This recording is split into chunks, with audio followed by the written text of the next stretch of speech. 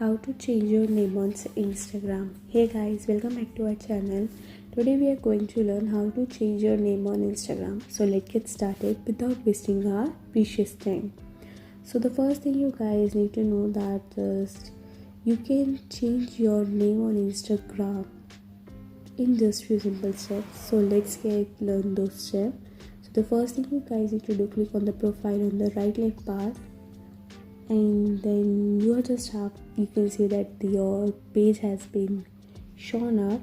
Click on edit profile, and here you can see at the top there is a two option, that a name and a username.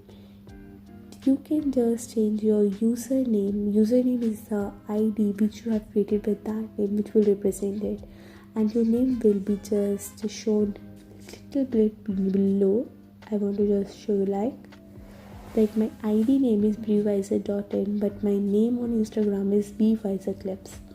So according to your need, you can just change your username or your name which you want to do, and just click on that right arrow, tick correct option at the right portion top, and this will just change all the changes you have made in your username or name according to your need.